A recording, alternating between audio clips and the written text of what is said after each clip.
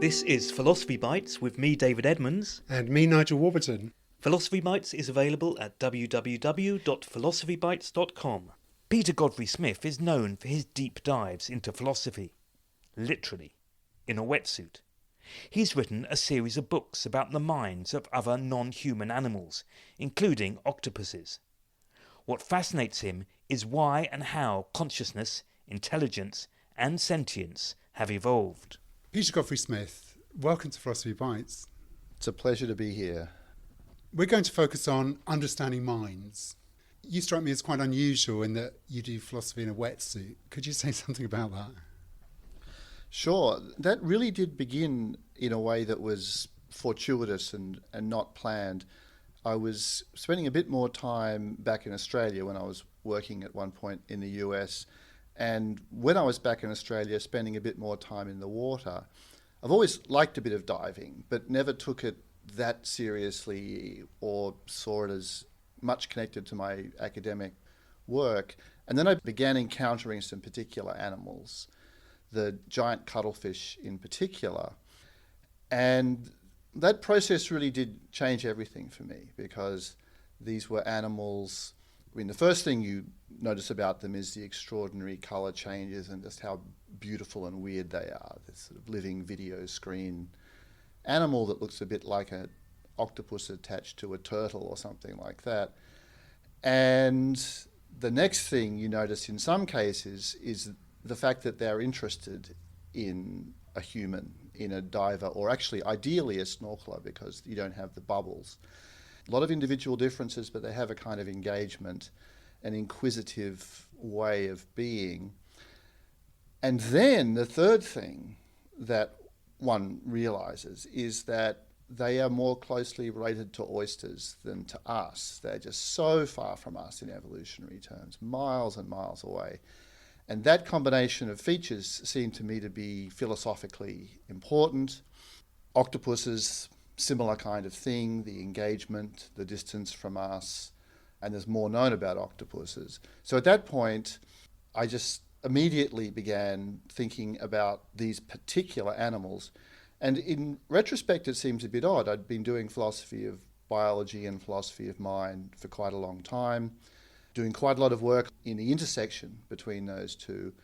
But there were no animals that I knew well, either in a kind of face-to-face way or even in an academic way. I just didn't know that much about any particular animals. It was all a bit more broad and schematic. And that now seems to me to have been a bit unfortunate. And I'm very glad that the way I do things since these encounters, it's more particular, it's more particularist in my engagement with the animals. There is a way of doing philosophy where you start with general abstractions and then look for specific examples, but you always seem to find meaning in those encounters, in the way that you describe interactions that you've had with specific individuals, not just species, but like individual animals. And that seems a really rich source of thinking that we haven't really seen in philosophy. I don't know whether you have precursors in philosophy, but I can't think of anybody who does that quite with approaching the mind in that way. I can't think of any obvious cases either, although I wouldn't want to say that there aren't, because I suspect there are. It is true that when I was making my way through thinking about the mind in evolutionary terms, people like Dretske and Millikan and Dennett were the central figures for me. I mean, Dennett was always this giant shape in the background, but when I was writing about this stuff, Fred Dretske and Ruth Millikan's work were often central. And they certainly have that tendency towards extreme abstraction, I would say. Dretske has some famous examples, and Millikan has some famous examples. She did things with bee dancers that were very, very smart and interesting, and Dretske discussed bacteria in ways that were surprising.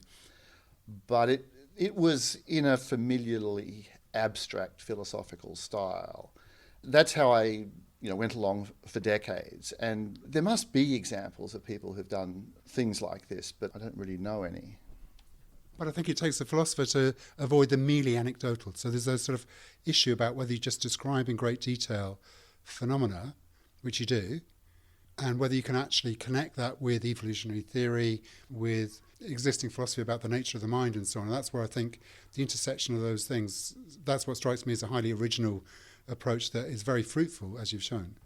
I think one way to do this that has certainly been helpful to me and has guided a lot of my work in this area is to organise things around the tree of life, the genealogical tree, the fact of this great network of common ancestry that links not just all animals, but all life on Earth.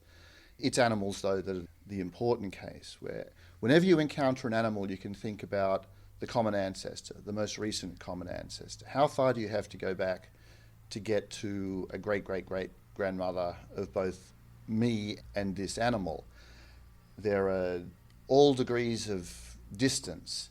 And when we're dealing with animals that are very far from us, invertebrates, octopuses are the great case here.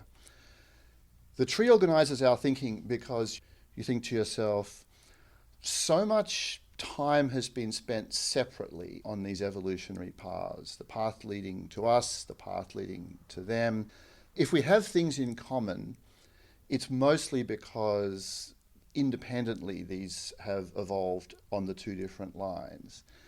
So the combination of similarities and differences become extremely interesting. If you meet an octopus, it has a camera eye, an eye on the same design as ours. They have a kind of inquisitive mode of engagement, which seems very human-like to me. This interest in novelty, the inquisitive style. Not many animals have that kind of interest in novelty. And then you think to yourself, right, there's no way the common ancestor was like that. It was a little worm. This is something that has made sense evolutionarily on their path and made sense evolutionarily on our path. And the meeting is a meeting of animals that have converged on this feature. So there's quite a long list of features in common where most of them would have been independently arising traits on both sides. And then you have the sort of crazy differences, the weird differences, the marks of the distance between us and them, the fact that their nervous systems are largely spread through the body, the fact that their skin appears to have a kind of light sensitivity. Then you think to yourself, right, what's it like to have a body that has no fixed shape, and how does that affect the feedback between sensing and action? There's not a predictable shape that is the sort of scaffold on which actions take place. An octopus can put an elbow wherever it feels like. It can be any shape at all. The tree, the differences in distance between us and other animals, I think, that organises an encounter with the individual. The individual has its richness, but you can see it in the context of the tree. I know some philosophers will have read books about octopuses and thought about octopuses that way. What do you think comes from the actual face-to-face or tentacle-to-face interaction with an octopus that you wouldn't get from a book? One thing I would emphasise, not just in the case of octopuses, but I think generally in the case of encounters with animals, I've come to appreciate how much more chaotic and noisy and complicated and all over the place animal behaviour is.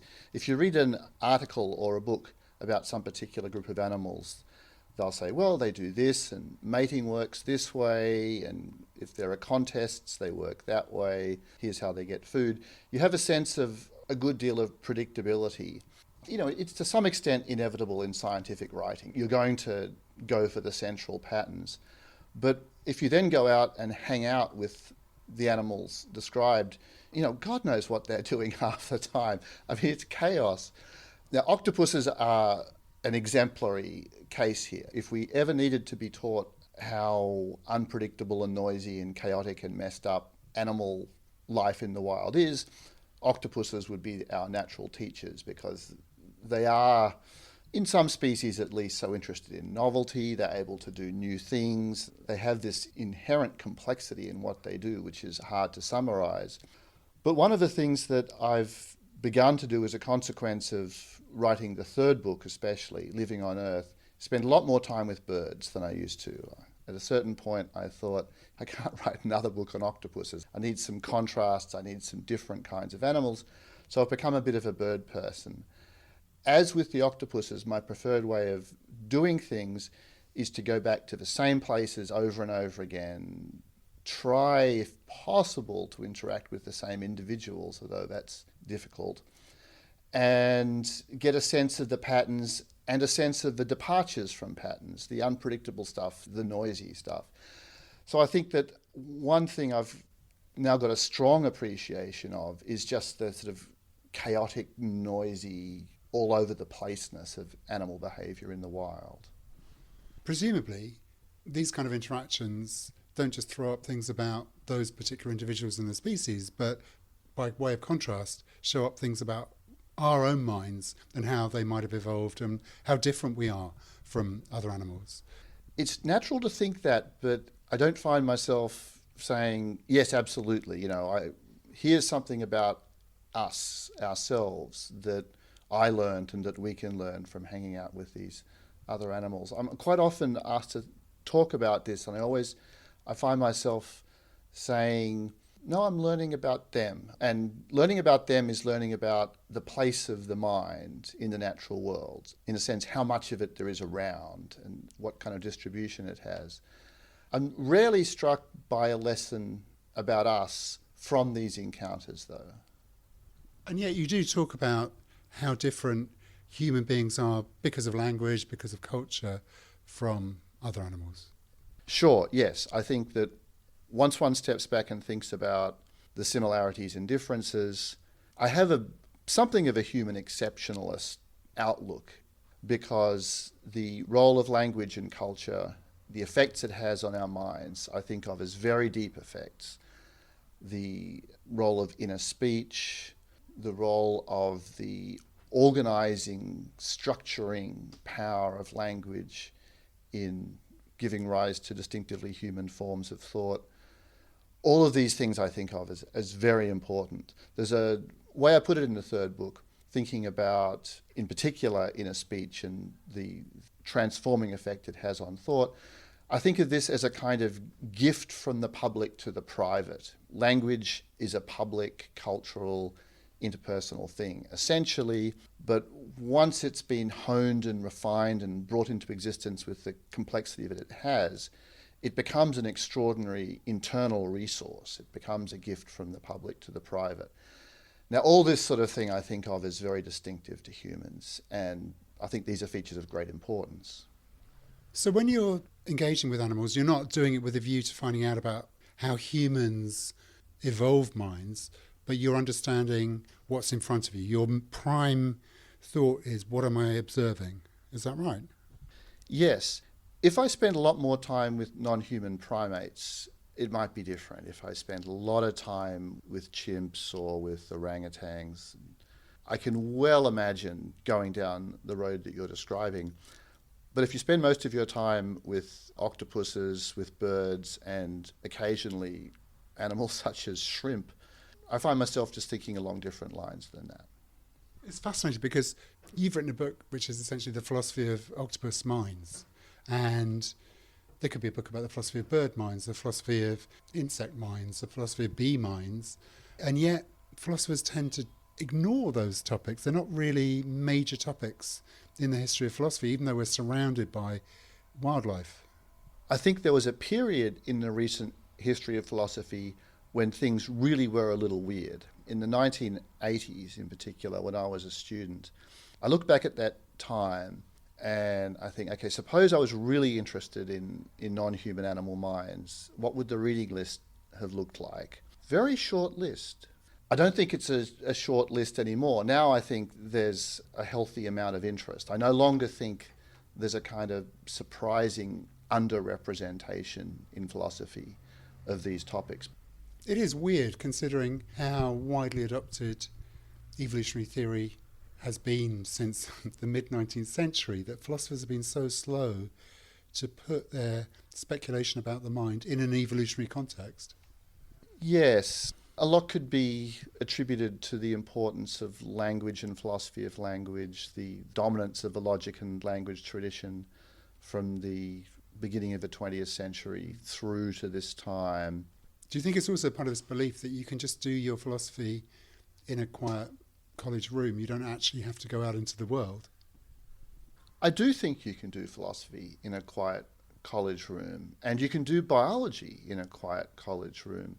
At Harvard, I spent quite a lot of time with David Haig, who's an evolutionary biologist who thinks about behavior, thinks about genetics. And David's a good contemporary example of a person who just has a very powerful mind. I don't think he goes out into the field very much, but it hasn't stopped him doing very significant theoretical work.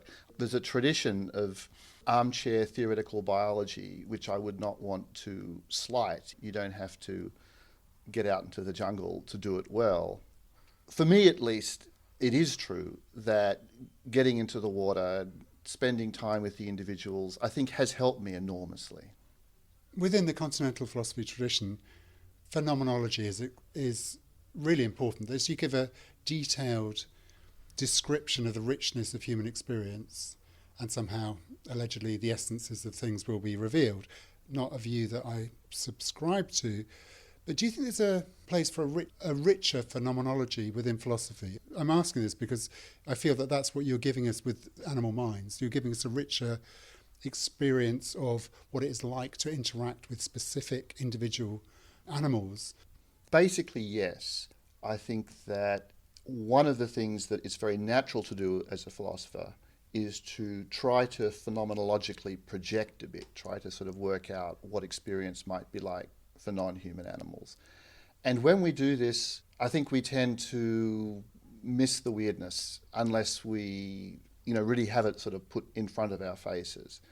Encounters with particular animals, when they prompt an imagining of what experience might be like for them, the encounter will help you get beyond a human-centric way of looking at that.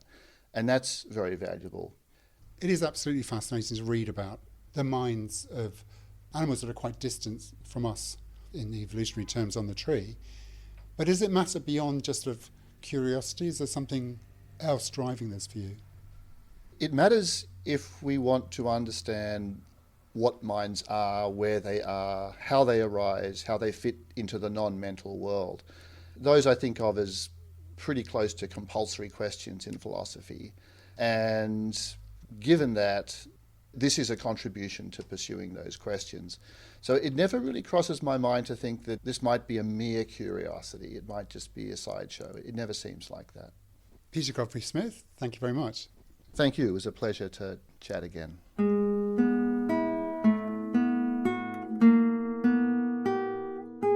For more Philosophy Bites, go to www.philosophybites.com. You can also find details there of Philosophy Bites books and how to support us.